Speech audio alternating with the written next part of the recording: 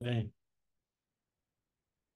Saludos y bienvenidos a la quinta y con bastante probabilidad última reunión del seminario sobre el Príncipe de Maquiavelo.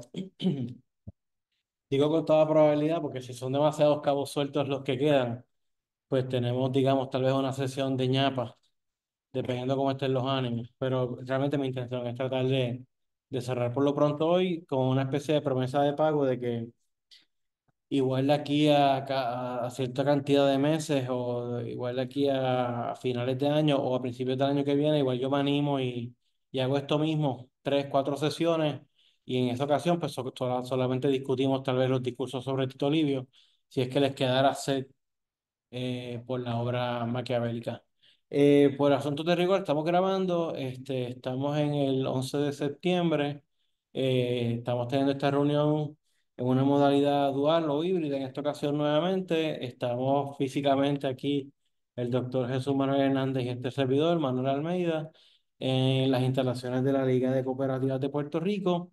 Y nos acompañan por lo pronto Cristian Sobrino y Socorro Montes a través de los canales cibernéticos de Zoom. Eh, Así, vamos allá. Pregunta, porque estoy un poquito más separado del usuario de la computadora, ¿se me escucha bien? Ok, si por alguna razón escuchan algunas interrupciones, es que acá donde estamos eh, están corriendo dos reuniones a la misma vez. Hay una reunión de algunos miembros de la Junta de Directores de la Liga, que es donde tuvimos la primera reunión. Entonces, tenemos justo pared con pared en otro salón un cursillo que se está ofreciendo hasta las 8 de la noche. Así que en algún momento que ustedes escuchen una especie de interrupción o que no se escucha bien, pues me lo dejan saber pues, para mover la computadora y que nos escuchemos de mejor manera. Saludamos al doctor Jaime Parks que se une con nosotros. Saludos. Saludos, Jaime. Miren, al final de la reunión pasada, al final de la reunión pasada, eh, nosotros leímos y comentamos el capítulo 15, eh, en donde yo les planteé a ustedes que a mi modo de ver, o una de las maneras en que se puede interpretar, es un poco Maquiavelo haciéndole la advertencia al lector de que lo que va a decir a continuación, en el capítulo 16, 17, 18 y 19 particularmente, pudiera ganarle mala reputación, pudiera ganarle censura, castigo o lo que fuese. O sea, que a lo que voy, que es importante destacar, es que el autor mismo estaba requete consciente de que lo que iba a decir, pues en efecto es lo que en efecto es lo que en parte le va a costar pues condena a través de y censura a través de los siglos y que va a marcar su obra para bien o para mal a través del tiempo hasta el día de hoy. Y pues un poco estaba consciente digo, obviamente no estaba consciente de la magnitud centenaria de la cosa o centenarias de la cosa, pero estaba consciente de que lo que iba a decir podía chocar sensibilidades eh, del momento. Razón por la cual él quiere establecer en ese capítulo 15 las premisas y las metas fundamentales. Es como que replantea algunas premisas y metas fundamentales, un poco para llevarlo a decir, miren, yo voy a decir estas cosas, pero es porque este es el proyecto, es porque esto es lo que yo quiero hacer y estoy partiendo de estas premisas que me parecen que son las más razonables, ¿no? ¿Qué quiero hacer? La cuestión, ¿verdad? La insistencia en esa cuestión de la utilidad. No está escribiendo para disertar, no está escribiendo para engrandecer a un maestro perdido, no está escribiendo para inventarse o construir una ciudad basada en palabras o en ideas, no está escribiendo ficción o escritura creativa, está tratando de plantear unas cosas que sirvan de enseñanza política al sujeto lector. Y quiere que sea de utilidad, ¿verdad? Es la palabra que utiliza. Que lo que él está escribiendo tiene que ser de utilidad. Y por lo tanto, si el criterio es utilidad, y no es, digamos, la manifestación de su gran cultivo de la escritura, pues Maquiavelo dice yo, pues yo tengo que ir a la verdad efectiva de las cosas, no me puedo dar el lujo de inventarme ciudades que nunca existieron para plantearlas tal vez como horizontes o tipos ideales a los cuales debemos aspirar, porque sería realmente más conducente al fracaso del que me está leyendo, que yo sencillamente decir las cosas como las entiendo a partir de las cosas tal cual como son. De manera tal que dice Maquiavelo que si ese es el asunto, la cuestión de que el criterio es la utilidad, eh, pues yo no puedo sugerir que usted actúe en todo como bueno, operando entre tantos seres humanos que no son necesariamente buenos. Y de ahí que entonces mis sugerencias no pueden ser indicativas de que en todo se tiene que comportar como bueno, si tiene lo que tiene que aprender a hacer, no bueno.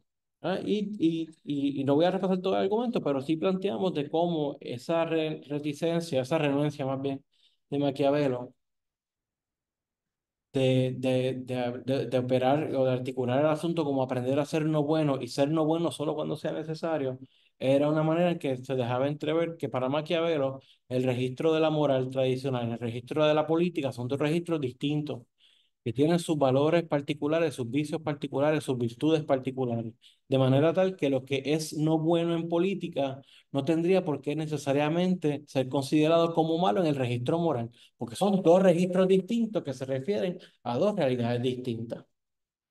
Poco por ahí va la cosa, ¿verdad? Entonces, y luego termina ese capítulo 15 hablando de la relatividad de de los valores. ¿Verdad? O de la relatividad de los vicios y las virtudes. Volvemos, no apuntando a un asunto de relativismo absoluto, sino insistiendo de que en política, a diferencia tal vez del registro moral, particularmente un registro moral anclado en preceptos cristianos, pues en el registro político no se puede vergar con absolutos, que tiene que haber espacio para la flexibilidad, para el acomodo, el reacomodo de las cosas, de manera tal que lo que pudiera ser reconocido como una virtud en las actuaciones de un individuo aislado, en algún otro contexto que no es el político, en política pudiera ser reconocido como un vicio y al revés. Lo que en política pudiera ser visto como un vicio o algo que no es conducente al éxito o a la estabilidad, pudiera ser reconocido como una virtud de las actuaciones de los individuos. Y así por el estilo. Y después que nos hace entonces esas advertencias en el capítulo 15 pues entonces abre al capítulo 16 17 18 tal vez, suponiendo la generosidad del lector promedio. Este, Tal vez no menospreciando, pero tal vez menos subestimando las actitudes que asumirán pues, las autoridades en el poder a través del tiempo, que condenarán la obra tan pronto, ¿verdad? Ya al cabo de 2 o 3 años luego de ser publicada, ya la obra está siendo condenada y censurada y denunciada. Pero bueno, en el capítulo 16 17 y 18 están planteados en cada uno de ellos, en el 16 y 17 una pareja de alternativas de comportamiento. En el capítulo 18 si no me equivoco, dos parejas adicionales de comportamiento. Es decir, me refiero a que se puede hacer o una cosa o la otra. Y ustedes van a ver que, contrario a lo que podría parecernos decir cierto sentido común, anclado en una especie de presente permanente y anclado en que mejor es hacer aquello que nos es más fácil para la gratificación inmediata de las cosas, Maquiavelo va consistentemente a sugerir que el curso de acción va a ser el contrario a aquel que parecería recomendar cierto sentido común. ¿Ah? Entonces, por ejemplo, en el capítulo 16 sobre, déjame tener esto a la mano, aunque no lo voy a leer, pero en el capítulo 16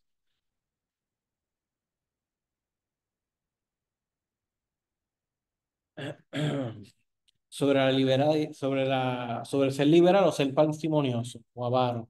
Es decir, en palabras más llanas, sobre si un gobernante debe ser más recatado o más desprendido con los recursos. para ganarse el favor de la gente. Digamos que en términos generales, ¿verdad?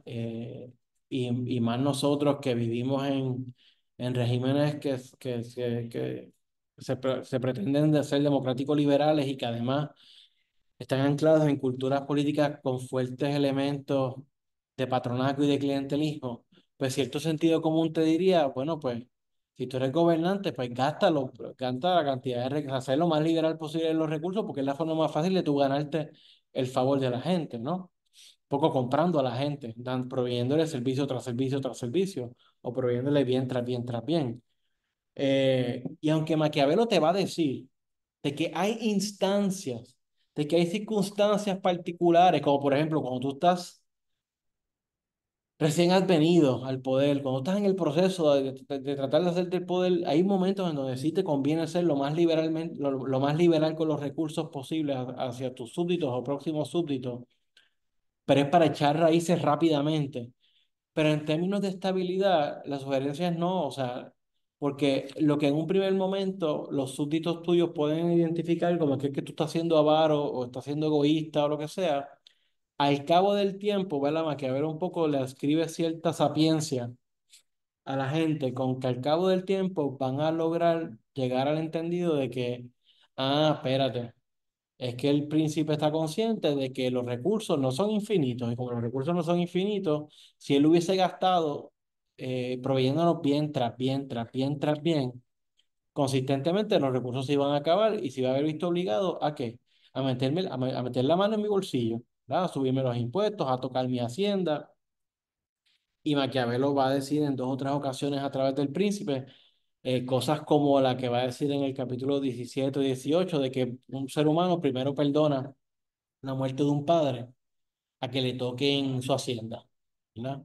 Entonces, pues, Maquiavelo dice, aquí apuntando a la cuestión de la relatividad, o sea, Maquiavelo te dice, mira, la gente cuando entra en razón va a saber reconocer, es que al gastar de manera comedida, al no ser tan completamente desprendido con nosotros, a la larga resultó lo suficientemente ecuánime y hasta liberal, porque por lo menos no se metió con lo nuestro, ¿verdad?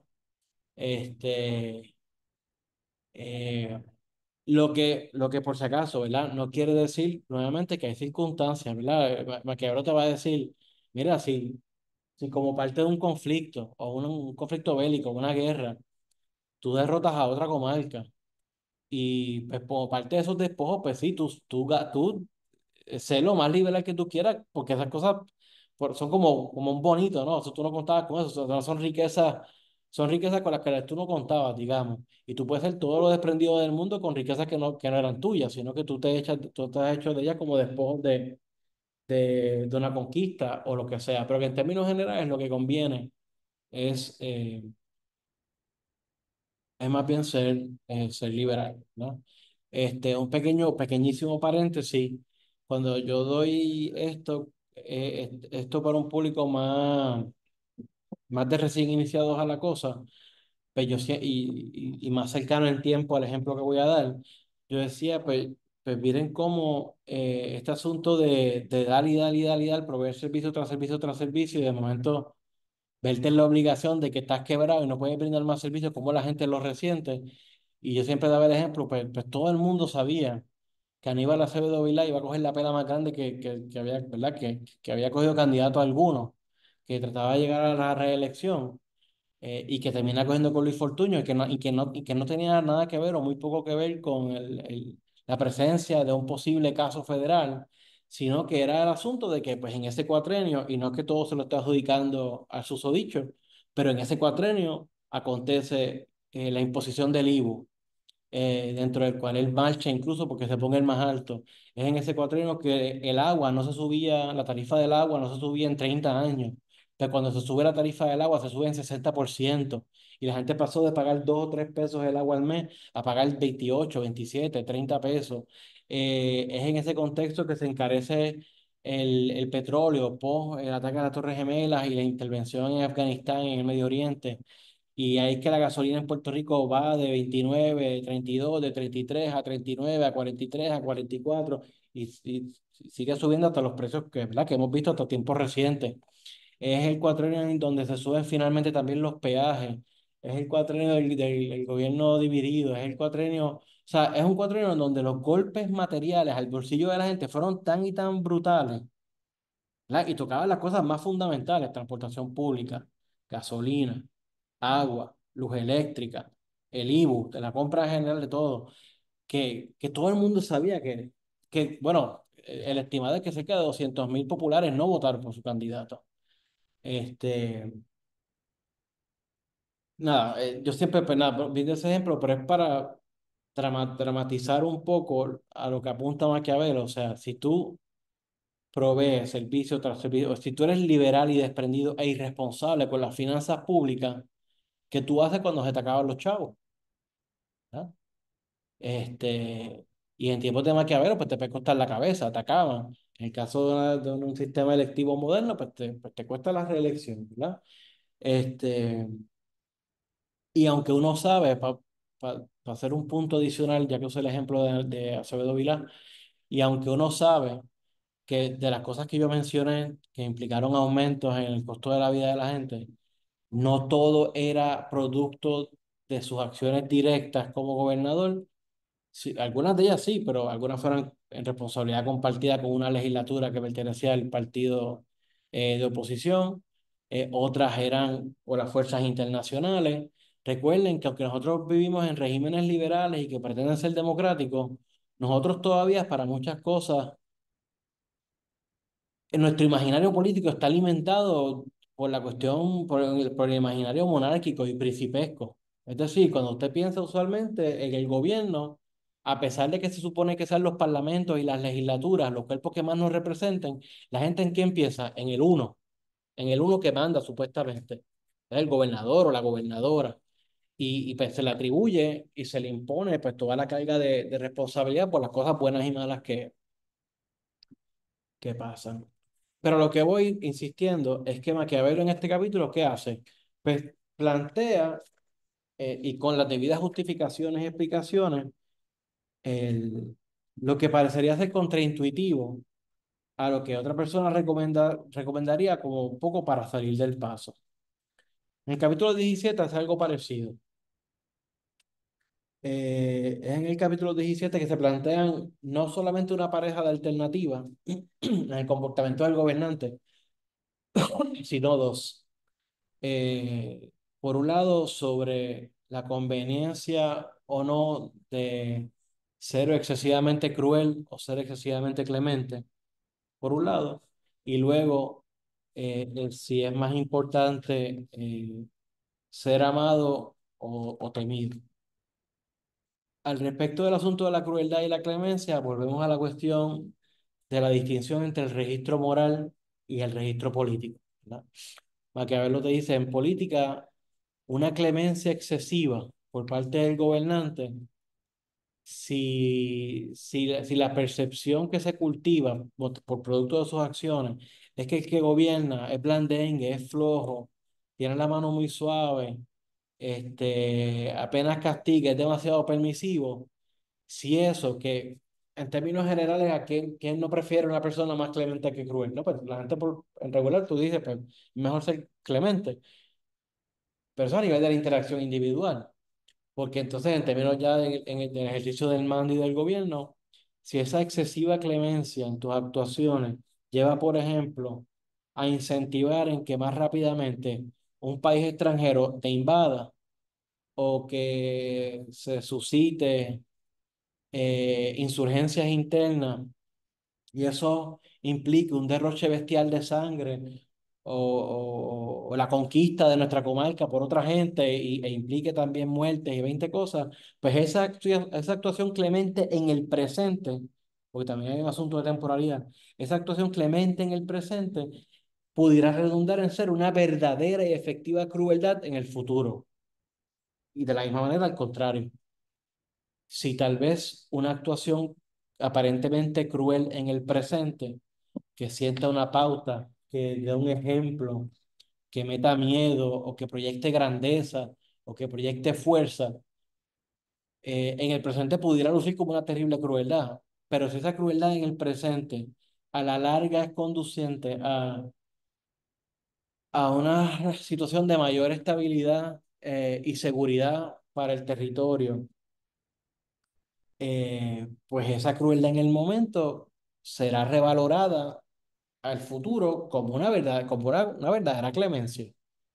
Este, pero la lógica, claro, la lógica es una cuestión, hay un elemento, la cuestión temporal es importante porque lo que va a terminar resignificando el acto en el momento es el resultado del futuro. ¿Ya? O sea, entiéndase, para ponerlo bien dramático, si usted está presenciando las actuaciones crueles en el momento, digamos, del jefe de gobierno, y usted mañana muere, pues usted no queda justificado nada. Usted presenció los actos crueles, desenfrenados tal vez de un gobernante. Pero pues claro, los que puedan ser merecedores o receptores más bien de las bondades a las que pudieran ser conducentes esos actos presentes de crueldad, pues pudieran resignificarlo y rejustificarlo y revalorarlo como un acto de clemencia. Igual con el asunto de si un gobernante debe ser más amado que temido o temido que amado. Eh, Maquiavelo, insisto, con decir esto de esta manera, Maquiavelo no es bruto, Maquiavelo no es un bestia, Maquiavelo sabe que lo más agradable es decir que el gobernante debe actuar en cuanto pueda siempre como bueno, pero en cuanto sea, en cuanto pueda, en cuanto no le cueste, de manera tal que Maquiavelo te dice, ¿verdad? Leo aquí rápido del uno 2 3 quinto párrafo. Dispútase con este, el quinto párrafo del capítulo 17. Dispútase con este motivo si es mejor ser amado que temido o temido que amado. Y se responde que convendría hacer ambas cosas. Pero siendo difícil que estén juntas, ven todos los condicionales. Sí, conviene que tú seas las dos cosas. Pero es que es difícil que estén juntas. Pues mucho más seguro, porque el criterio es la utilidad, no es lo deseable, anímicamente, moralmente hablando, no. Pero como el criterio es la utilidad. Mucho más seguro es ser temido que amado, en el caso de que falte uno de los dos afectos. Porque, y esta cita es famosa porque se tiende a citar mucho cuando uno quiere proyectar a modo de libro de texto general, de que pues, Maquiavelo es uno de estos pensadores modernos que le adjudica que tiene una concepción pesimista del ser humano. Pero cuando dicen esas cosas, que son citas como estas las que usan para justificar. Maquiavelo dice, porque de los hombres puede decirse generalmente que son ingratos, volubles, dados al fingimiento, aficionados a esquivar los peligros y codiciosos de ganancia. Mientras les favorece, son completamente tuyos y te ofrecen su sangre, su hacienda, su vida y hasta sus hijos, como ya he dicho anteriormente. Cuando la necesidad está lejos, pero si se acerca, se te vuelven. Y por ahí sigue. Entonces, nada, el criterio por el cual Maquiavelo dice que es mejor ser temido que odiado es un asunto de realismo, de cálculo realista eh, y del criterio de la utilidad. Y Maquiavelo lo va a decir, y voy a hacer un comentario en otras palabras, pero cito, los hombres temen menos ofender a quien se hace amar que al que inspira temor, porque la amistad es solo un lazo moral, lazo que por ser los hombres malos rompen en muchas ocasiones, dando preferencia a sus intereses. Pero el temor lo mantiene el miedo a un castigo que constantemente se quiere evitar. Maquiavelo lo que te está diciendo, en otras palabras, y es un punto que de alguna manera va a plantear en otras palabras. Thomas Hobbes en el Leviatán, en eso creo que es el libro, capítulo 4 5 6 del primer libro, el Leviatán. Es el asunto de que tiene, qué afecto eh, tiene mayor fuerza ontológica, que más te afecta a ti como individuo, como ser. Porque Maquiavelo dice, no es que el amor y la amistad no sean importantes, pero dice Maquiavelo, el amor es un lazo moral. Es decir, el amor, por así decir, es una relación que tú estableces, pero está como al menos once removed de aquellos otros afectos que tienen que ver con tu ser individual. Mientras que el temor, ¿a qué alude el temor? El temor alude al riesgo de yo perder la vida. Pues yo puedo querer y amar muchas cosas, ¿verdad? Aquí viene un poco el Hobbes interpretado por mí. Yo puedo querer muchas cosas, ¿verdad? Y Hobbes nos va a plantear que los seres humanos son máquinas incesantes de deseo. Pero tú puedes querer muchas cosas, pero hay un deseo fundamental, que es que salvaguardar la vida, es decir, la protección de la vida, porque vivir es la precondición necesaria para todos los otros deseos infinitos, de poder tras poder tras poder.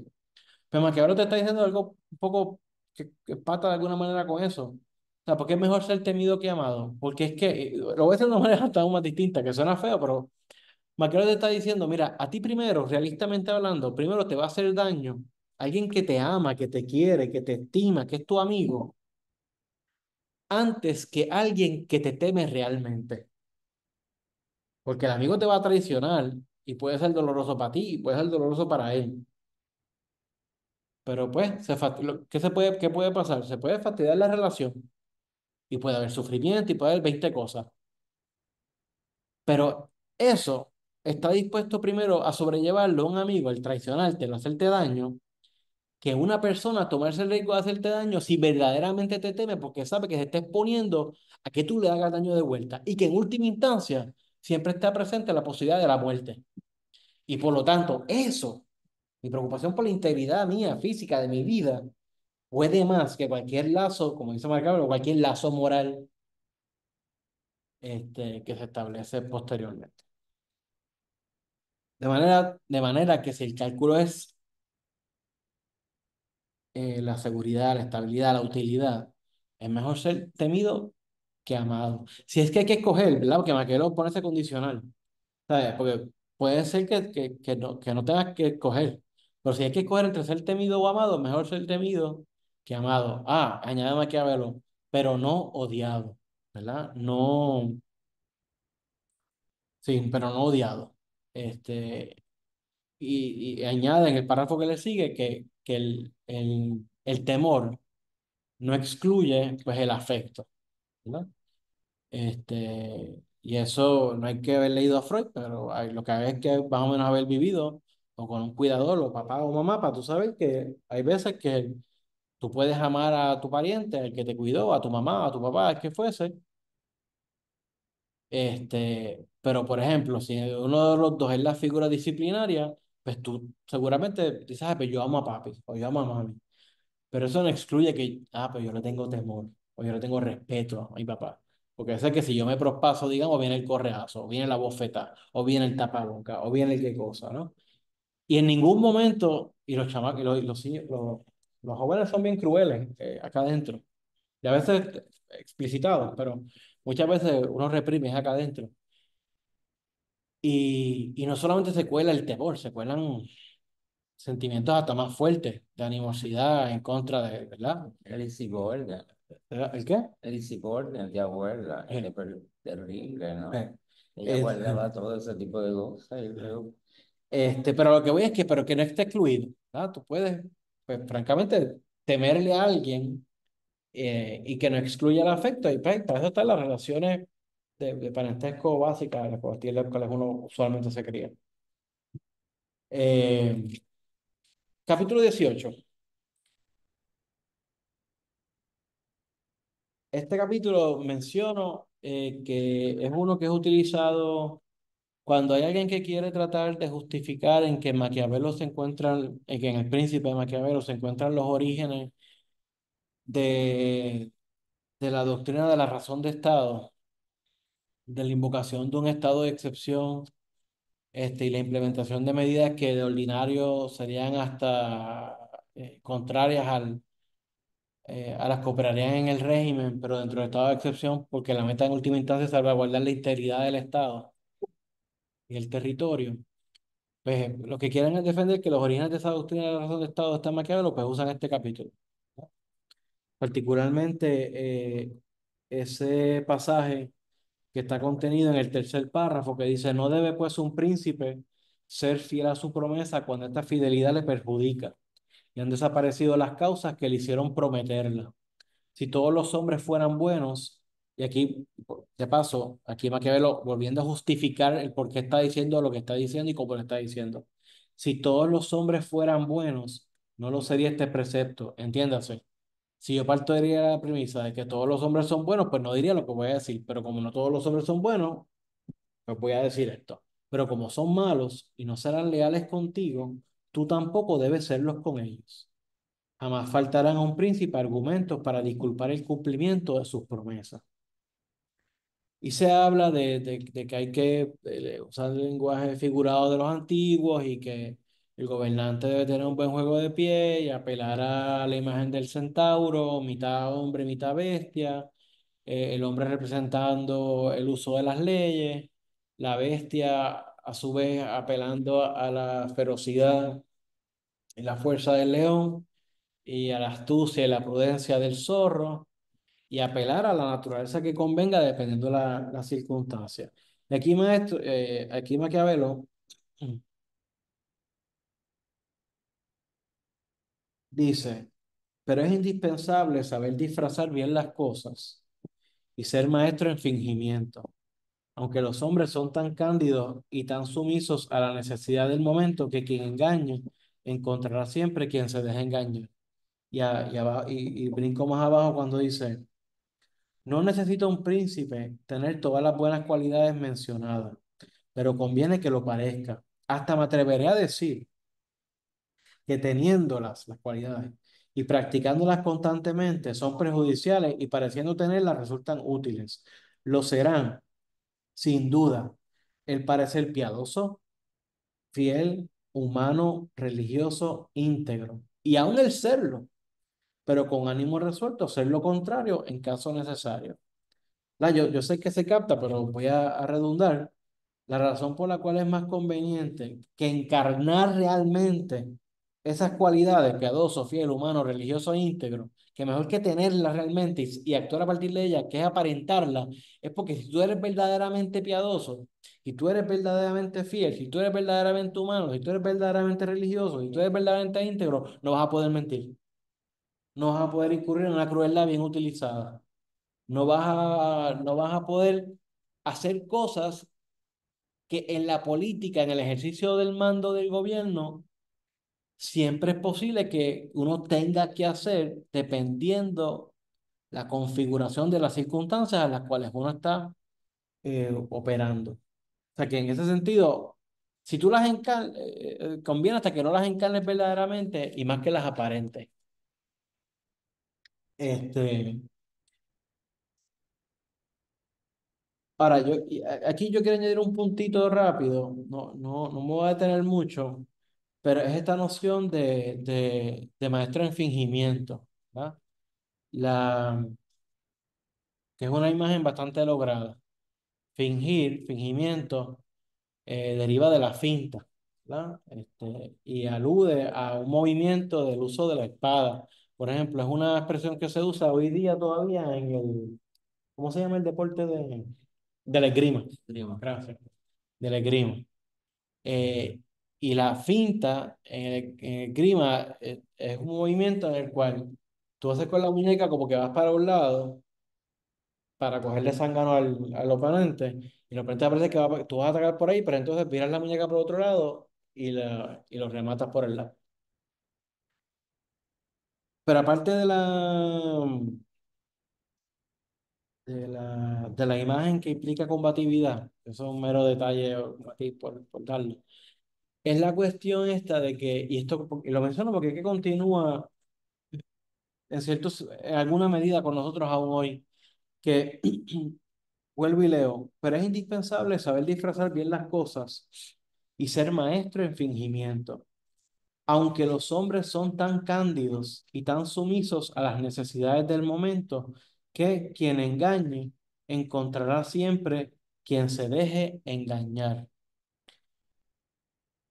Que si usted saca a Maquiavelo y usted lo transporta al día de hoy y dice esto, pues sigue aplicando, porque nosotros lo estipulemos o no lo estipulemos, lo admitamos o no lo admitamos, en algunos casos lo sepamos o no lo sepamos. Muchas veces estas prácticas políticas a las que incurrimos, en el caso nuestro, la militancia en partidos o en grupos particulares de interés, la participación en las elecciones, el favorecer a un candidato o a otro candidato, este, por lo general son rituales en los que nosotros participamos, si se me permite la expresión, queriéndonos creer el cuento, o sea, queriéndonos creer el cuento. O sea, como que hemos llegado al punto en donde somos lo suficientemente cínicos para saber que normalmente, no es que no hayan posibilidades reales de cambio, pero que normalmente muchos de estos actores que están delante nuestro disputándose el poder, pues tú sabes, o que están o para el tumbe personal, o que están en agendas particulares, o para mantenerlo bien llanito, que lo que prometen en general y lo que plantean como propuesta, muchas veces son una colección de cosas que tú sabes como que de entrada no lo van a lograr, aún teniendo las buenas intenciones de lograrla, pero que como que, y no obstante, como que nosotros momentáneamente nos queremos creer el cuento y entonces poner a correr todo este andamiaje de acciones, rituales, rutinas, y que pasan por el nombre de procesos políticos. El ejemplo, te permito ahora, Jesús. O sea, di este ejemplo brevemente para ver si me estoy dando a entender. O sea, sabemos que hay un desgaste general de lealtad política, ¿no? A nivel general, no solamente con uno, dos o tres partidos particulares, sino a nivel general.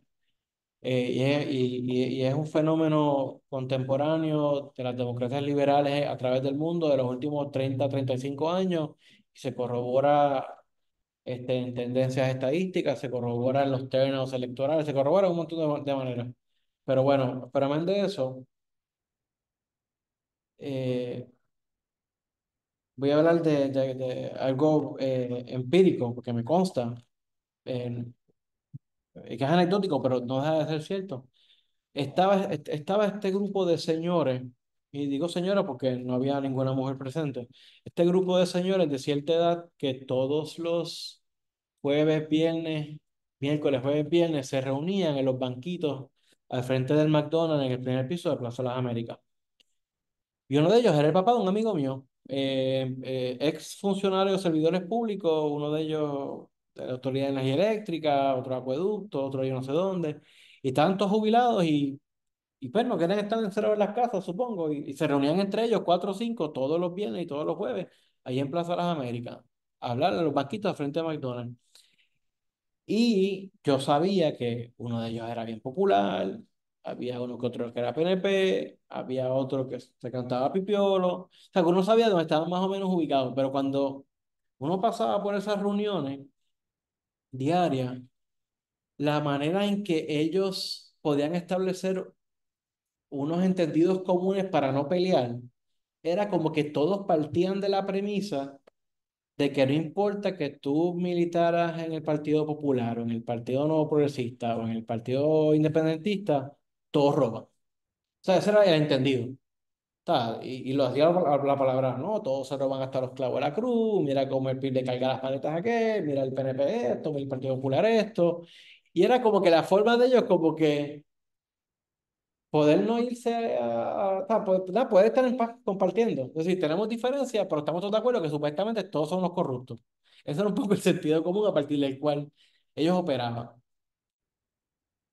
Y esa gente que estaba todas las semanas mentándole la madre al gobernador de turno, que se robaba hasta los clavos de la cruz, que mira lo que hizo y mira esto otro, y no se puede confiar en los partidos, y por eso ya yo no voy a votar, y por eso yo me desencanté, y por eso esto, y queja para aquí, queja para allá. Esa misma gente llegaba a las elecciones, madrugaban, votaban íntegramente por el partido que les correspondía, que ellos seguían, y por espacio de unos cuantos días eran fiebrúes, militantes, creyentes de la agenda del partido. nada, pasaba 1 o 2 semanas, juramentaban el nuevo gobierno y volvían a reunirse y la misma cantaleta. Todos son los mismos, todos roban, todo de esto. A lo que voy con ese ejemplo es un poco lo que está diciendo Maquiavelo, que el gobernante tiene, el aspirante A tiene que ser un maestro en fingimiento, pero la contraparte de esa, que lo menciona también Maquiavelo explícitamente, es que, claro, hay que ser un maestro en fingimiento a sabiendas de que al otro lado hay un sujeto plural que está dispuesto a querer creer o hacer que cree, aunque sea momentáneamente. O sea que en ese sentido, digamos que de una manera bien, en ese sentido, la política en tiempos de Maquiavelo, pero aún hoy día, y quizás hoy día por la presencia de los medios audiovisuales hasta más todavía, digamos que hay unas afinidades, una cercanía con el teatro clásico, en el sentido de que para que el efecto de la tensión de un drama y el efecto de la catarsis opere y se logre, el público necesita, entre otras, el público espectador de una pieza, necesita dejar de lado la incredulidad. O sea, tú tienes que poner en entredicho momentáneamente, braquetear, poner en entredicho momentáneamente la incredulidad, porque si tú estás todo el tiempo viendo una obra y diciendo, ay, mira que embuste, mira que embuste, mira que embuste, mira que embuste, mira que embuste, pero nunca vas a tener ningún efecto porque estás todo el tiempo cuestionando pues, la veracidad o verosimilitud de lo que estás viendo.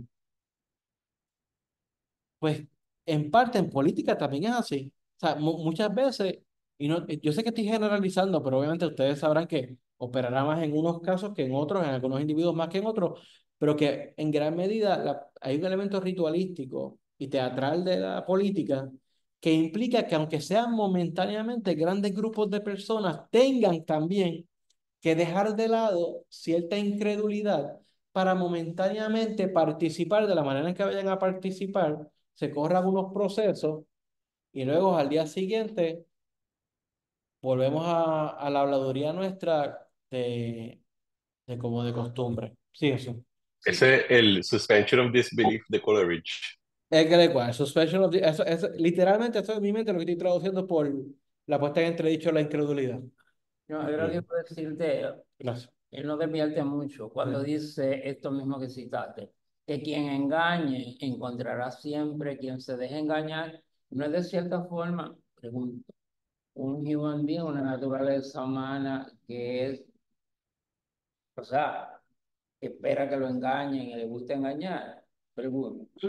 Pues bueno, la respuesta fácil para decirte es que no estoy seguro porque sí abre a una reflexión que puede partir para muchos lados, pero entre ellas reflexiones que tienen que ver con la condición humana, en términos generales. Lo que sí, lo que sí a mí me importa rescatar es la cuestión de eso, que también es un punto maquiavélico que también opera para el día de hoy, que es que en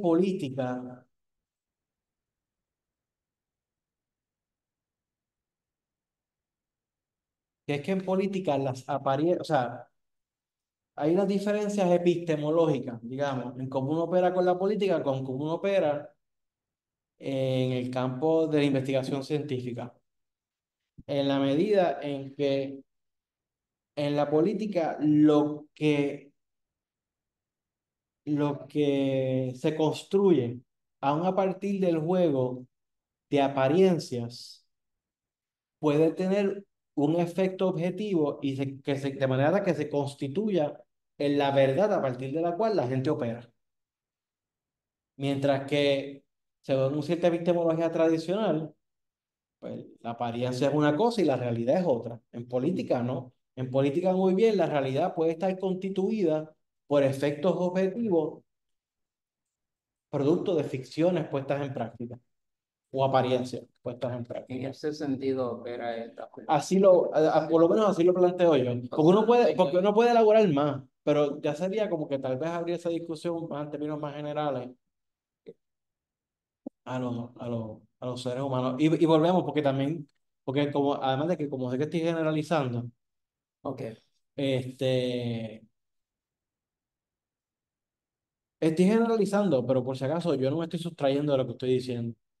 Porque yo quisiera tal vez creerme, yo no soy como ese grupo de señores que se estaba reuniendo en los jueves, en viernes en plaza, pero yo tengo la honestidad intelectual y ético-política de reconocer cuando yo bajo la guardia un poco para un poco querer creerme la posibilidad de algo en el juego político. A sabiendas de que la vida me ha demostrado con cantazos concretos, con evidencia empírica de que estoy actuando a partir de mi pensamiento crítico. Fíjate, me gustó Ujú. mucho la imagen que utiliza en términos del teatro, ¿no? De la representación de lo que hacen estos señores ahí, porque de cierta manera sí, tú tienes que en el teatro, como en el teatro, muchas veces como hacen ellos con la vida, en otras veces borrar y jugar un juego de creerlo, ¿no? Como hace el Señor, no, no está como el ejemplo que da, no lo creo, no lo creo, no lo creo, no lo creo, Ujú. sino que ahora eso es nuevo, ¿no? De cierta manera es nuevo, ¿no? Y entonces me lo creo, por lo menos en ese instante. Y eso juega el teatro, fíjate, cuando va a hacer la representación, aunque se conozca la historia, Bertolt Brecht lo hacía, ¿te acuerdas? Ujú. La madre Coraje hizo tal y cual, ya todo el mundo lo hace, pero iba a jugar de momento a que esto es nuevo, para que ocurra entonces eh, el mejoramiento, ¿no? Cuando Ujú. entonces tú entras dentro de sí, tú pasas y reflexionas. Sí, Me gustó mucho esa eso. imagen del teatro. Este, sí, no, gracias. Y él, o sea, sí, sí, sí, sí. O sea, el efecto contrario es como algo que yo hago todavía al día de hoy. Cuando yo veo películas de terror, a mí me gusta ver películas de terror, pero como me causan terror, pues ¿qué yo hago? Yo a propósito, estoy viendo una película de terror y tengo la luz prendida. ¿Qué es Ujú. la luz prendida? Pues yo es irrumpir el suspension of disbelief. Yo estoy tratando de no, de Sí. recordar de que es que esto es fake, ¿no? O estoy viendo una película de terror y tengo ganas de ir al baño un momento, pues que hay una persona normal, le da pausa y va al baño. Pero no, yo la dejo corriendo y voy al baño. O tengo ganas de tomar un poquito de agua refresco, la dejo corriendo, voy a la cocina. ¿Qué estoy haciendo? Yo estoy metiendo cosas de la vida ordinaria mía para romper el Claro, vínculo claro. entre lo que estoy viendo que me causa terror, pero que me gusta, Eso, y mi persona. eso fue lo que hizo Hitchcock cuando aquella peli, el Psycho fue la puñalada que le dan a la mujer que está dándole, y entonces él logra que todo el mundo se aterre porque no le están dando la puñalada, están la sangre salpicando sobre la cortina del baño. Y entonces ocurrió que en todos esos tiempos, durante mucho tiempo, yo, inclusive que me gusta, yo prendía la luz como tú, porque yo pensaba, y la cortina no la confiaba un poco por las puñaladas que podían venir, tú sabes. Y así lo estuvo pensando un montón de gente después de esa película, Sí, por sí. el cantazo que dio. Este, sí. Miren, en este capítulo 18 también, entonces es que está supuestamente planteado el fin justifica los medios, ¿verdad? Y me refiero a Cuando dice hay que jugar por los resultados. sí, la cita dice, ajá. Voy a leerles de la oración previa para terminar la oración que es. Todos verán lo que aparentas, pocos sabrán lo que eres. Y estos pocos no se atreverán a ponerse en contra de la inmensa mayoría que tiene de su parte la majestad del Estado. Aquí viene lo que se tiende a parafrasear como el fin justifica los medios. De las acciones de los hombres y más aún de las de los príncipes que no pueden someterse a reclamación judicial, hay que juzgar por los resultados. Y por ahí sigue. Y aunque tú pudieras darle una lectura particular a eso, de manera tal que, jalado por los pelos, tú pudieras tratar de empotrar en lo que sería el fin justificar los medios, la realidad del caso es que hay dos elementos, por lo menos dos elementos fundamentales en cómo en cómo lo que está palabrando Maquiavelo hace que no quepa en lo del fin justificar los medios. El primero de ellos, que en el caso del fin justifica los medios, el, el fin logrado implica automáticamente su justificación. Es decir, si tú logras un fin determinado, no está abierta la posibilidad del juicio de que si va a quedar justificado o no, sino que ya tú tomas de entrada por dado el que si tú logras determinado cometido, va a quedar necesariamente justificado. En cómo está planteado esto, ¿no? En cómo está planteado en Maquiavelo, está open-ended. De las acciones de los hombres se juzgarán, y más aún de los gobernantes, por tal más cual, hay que juzgar por los resultados. Bueno, planteado así, de las acciones de los hombres, si redundan en cosas buenas, las juzgaremos bien, positivamente, quedarán justificados. Pero si de las acciones de los hombres se produce la ruina o desastre, pues no quedarán justificados. Es decir, que existe la posibilidad de la no justificación. Y dos, y más importante tal vez, que el fin justifica los medios. Está planteado desde la óptica del uno que actúa, mientras que de las acciones de los hombres hay que juzgar por los resultados, se señalan las acciones de ellos, pero el que juzga es uno, el que juzga es el pueblo. O sea, el que le toca justificar o juzgar las acciones de los individuos, de los gobernantes en este caso, no es al mismo gobernante, nos toca a nosotros juzgar su ejecutoria, para la redundancia. O sea que, insisto, dos cosas que la diferencian radicalmente, el fin justifica los medios. La perspectiva de la cual se plantea, que ya no es el uno que actúa, el que juzga, sino es aquellos ante los cuales se actúa, son los que juzgan nosotros. Y dos, que como lo plantea Maquiavelo, existe la posibilidad de la no justificación o de la valoración crítica o negativa ante las acciones de los gobernantes.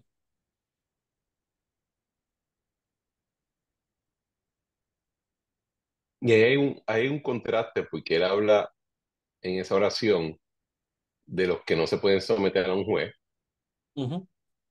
y después lo sigue cuando habla del vulgo, porque el vulgo se deja guiar por la apariencia y solo juzga por los acontecimientos. Y Eh, como casi todo el mundo es vulgo, la opinión de los pocos, los jueces, no forman parte de él, solo si tienen en cuenta cuando falta base a la opinión vulgar. Cuando se ha cumplido con personas súper interesadas, la cosa es por la que se mueve y solo juzga por los acontecimientos, como que todo el mundo es poco. Sí. Eh, Subraya tu punto. sí, sí, sí, sí, de acuerdo, de acuerdo, de acuerdo. Totalmente. Y lo ata a la integridad del Estado, que no es los fines justifican los medios en el sentido egoísta, ¿verdad? De la explotación. Es una cuestión de integridad estatal, de qué es lo que el súbdito entiende Eh, y percibe. sí, sí, sí, sí, de acuerdo. Se capta, ¿verdad? Todo el mundo tiene manga la cosa porque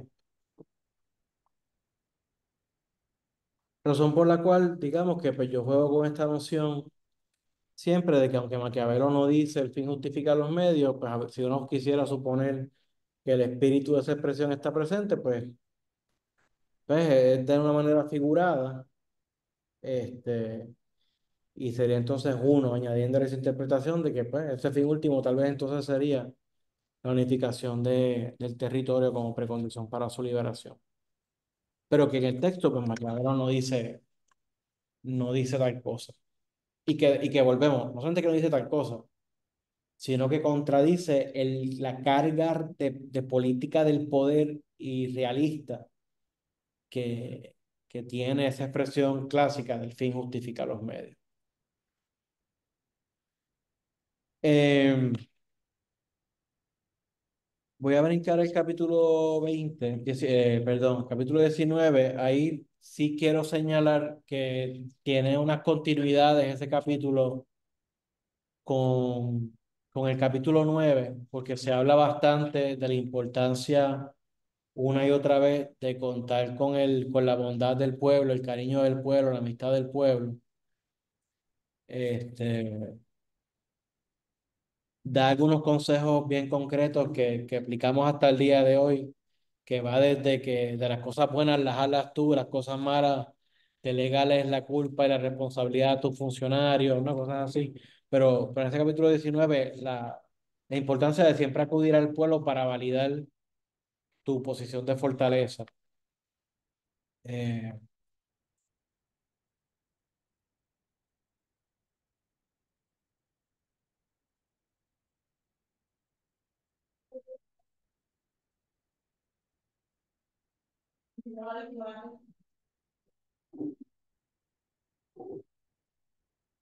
¿Verdad? Por ejemplo, estoy brincando el capítulo 20, pero al final del capítulo 20, cuando habla de la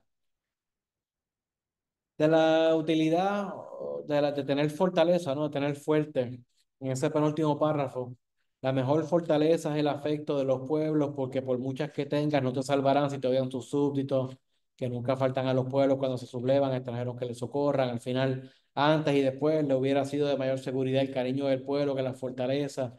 Y hay una insistencia sobre el cariño y el apoyo popular que vale la pena destacar. Eh, capítulo 21. eh, El que capítulo de baile, botella y baraja. sí, este, sí. Este capítulo te plantea lo de nunca asumir una posición de neutralidad si dos países vecinos se entran a las manos, como los conflictos no se evitan, es mejor, tú siempre estás mejor parado interviniendo a favor de uno o del otro, porque aún tú interviniendo a favor del que termina perdiendo, es estar en una mejor situación que tú quedándote neutral, porque uno te va a desconfiar, el que ganó, y el que perdió te va a resentir y por lo tanto estás frito, ¿no? No vas a tener a quién acudir para que te apoye a ti cuando te llegue a ti el conflicto, y el conflicto necesariamente te va a llevar. La importancia de premiar el trabajo.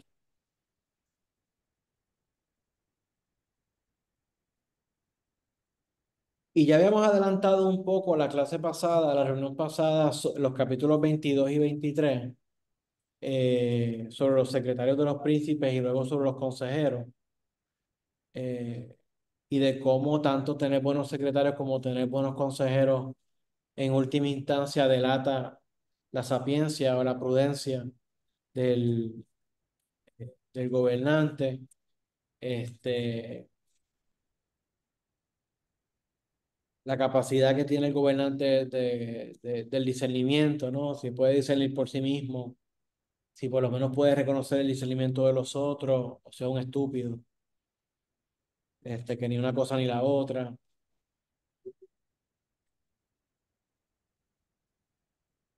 Asunto de los consejeros, que te sean honestos, y que te den todo lo que piensan, te digan todo lo que piensan, pero siempre cuando tú se los pidas el consejo. Capítulo 24, ¿por qué los príncipes de Italia han perdido su estado? Eh, ¿Verdad? La falta de previsión, la falta de estar preparados, no prepararse para la guerra en tiempos de paz, no contar con ejércitos propios. Entonces, esos capítulos 25 y 26, los últimos dos, que también en su momento los leímos fuera de orden. Capítulo 25 cuando hablábamos de la fortuna,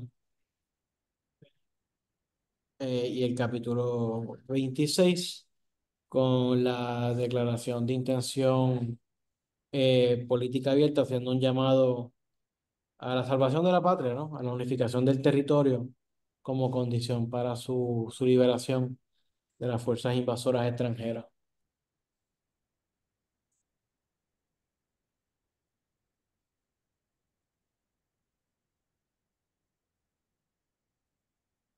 Déjenme ver una cosa.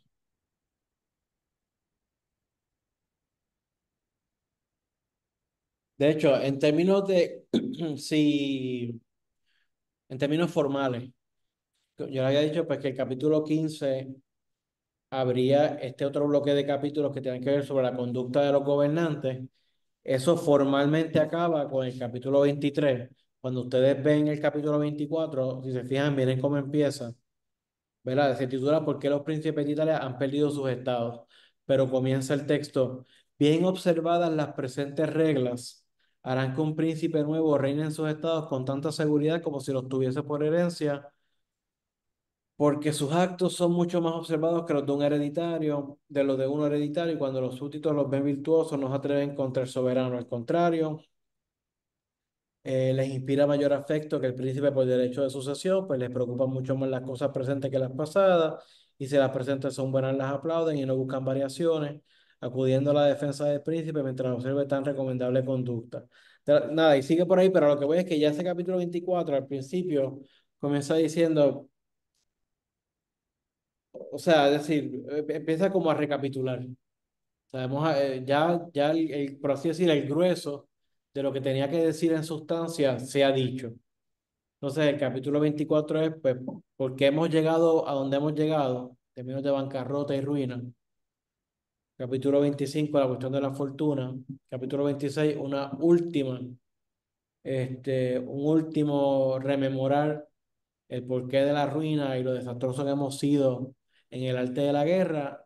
Y entonces una invocación o un llamado a que el príncipe trate de interpelar ya no solamente a los italianos de una ciudad, sino a todos los italianos, ¿no? Citando de memoria, ¿no? ¿Qué italiano le cerrará la puerta, ¿no? O sea, aludiendo a la etnia en su conjunto, este, antes de hacer ese llamado final. No debe perdonarse esta ocasión de que Italia, al cabo de tanto tiempo, vea aparecer su redentor. Imposible me es decir con cuánto amor, con cuánta efusión le recibirán en todas las provincias que han sufrido las irrupciones extranjeras. Cuánto será su sed de venganza, cuán obstinada su fidelidad, cuán abundantes sus lágrimas de agradecimiento, qué puerta se le cerrará, qué pueblo le negará obediencia, qué envidioso le opondrá dificultades, qué italiano rehusará obedecerle, ¿verdad? No está diciendo que florentino, que veneciano, que italiano rehusará obedecerle. A todos hiede este bárbaro dominio. Acometa pues vuestra ilustre casa esta empresa con el ánimo y la esperanza, con que se prenden todas las que son justas, a fin de que la sombra de su bandera se ennoblezca nuestra patria, y bajo sus auspicios se realiza aquel dicho de Petrarca, que lee la virtud contra el furor, tomará las armas y el combate será corto, que el antiguo valor en el corazón de los italianos aún no ha muerto. Una posible traducción. Y colorín colorado, este cuento se acaba. Comentarios, preguntas, hasta aquí. Mi último comentario en términos de esos últimos tres capítulos es que para mí por lo menos me cimenta la teoría o la filosofía de Maquiavelo, una política que presume cambio y está tratando de establecer los parámetros para un ordenamiento nuevo, que creo que en los discursos es que él dice que los hombres más grandes son los que crean nuevos órdenes, ¿verdad? Ujú. Que no es una filosofía o no es un libro para un régimen estático que no está en fluctuación. Es para un régimen, es para un ordenamiento, un momento donde están en estado natural de cambio. Sí, y en esos últimos, del capítulo 17 en adelante, 16, 17 en adelante, yo los tenía subrayados por ahí y no los leí, pero en esta relectura número 150 del libro, pues subrayé las veces que él explícitamente dice, no cabe dar reglas muy fijas sobre estas cosas, dada la mudabilidad o lo mucho que cambian las circunstancias. O sea, insistiendo una que otra vez, que es importante porque es recordándolo al lector todo el tiempo, esto no está escrito en piedra, ¿no? Todo esto está en arena movediza, todo esto se está moviendo, que es a lo que tú aludes. Pero, Sí, sí, yo estoy de acuerdo con lo que él afirma. Y ese término que utiliza redentor, pero no en el sentido religioso, en el sentido de renovación y cambio. pues, Ah, pues no, yo estoy de acuerdo contigo, pero él coquetea con la cuestión religiosa, con que esté engalanado también con el elemento religioso, porque usa mucho a Moisés, por ejemplo. Pero digo, yo creo que el punto es secular, más que, pero que él, tal vez como una arma o eh, retórica, discursiva, pues coquetea con engalanar la cuestión con un ribete religioso también, creo yo, creo yo. Razón también por la cual tal vez pues sigue manejando conceptos como el de la fortuna para referirse a la mudabilidad de las cosas. Este, pero sí, pues usa más la expresión redentor cuando uno llega, por ejemplo, a Rousseau,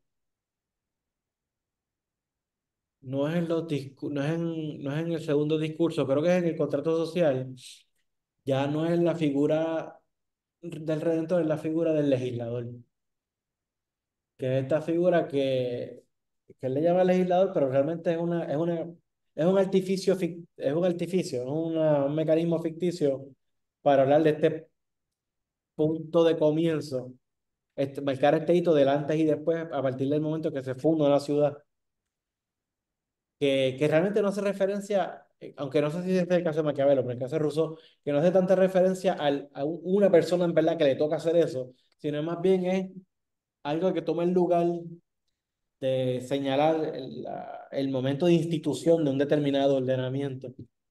Entonces ahí pues Rousseau usa la figura del legislador. Maquiavelo habla del redentor. Y te menciona ejemplos, ¿no? De redentores.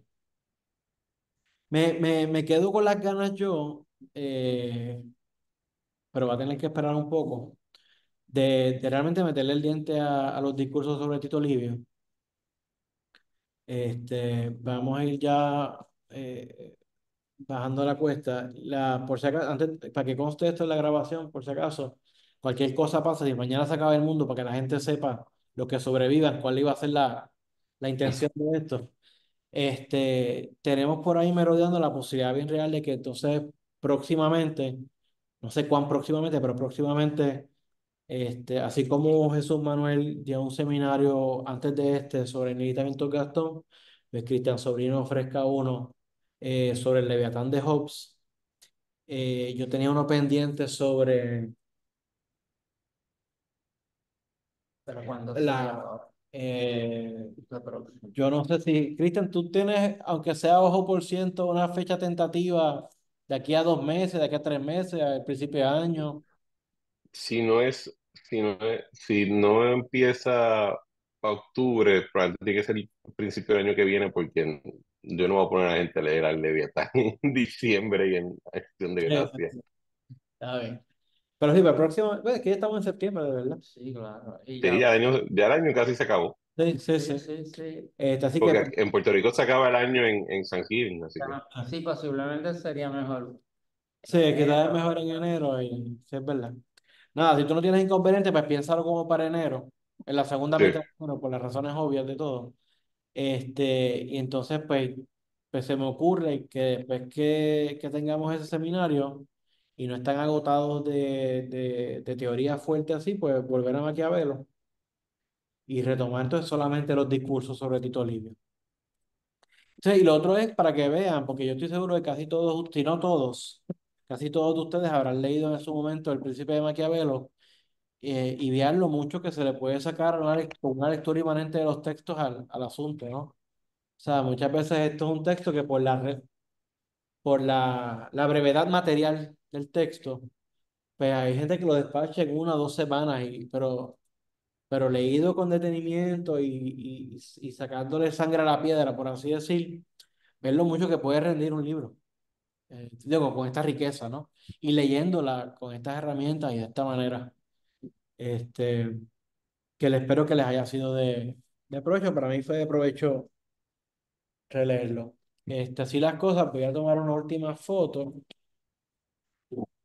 Jesús, vamos a ver cómo hacemos esto, que nos veamos. Vamos a echar esto para acá. ¿Quién es ese?